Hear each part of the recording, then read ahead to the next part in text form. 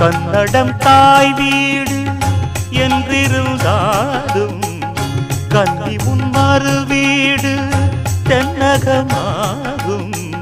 கங்கையில் மேலான காவிரி தீர்த்தம் மங்கள நீராட முன்வினை தீர்க்கும். நீர் வண்ணம் எங்கும் மேவிட நஞ்சை புஞ்சைகள் பாரடி.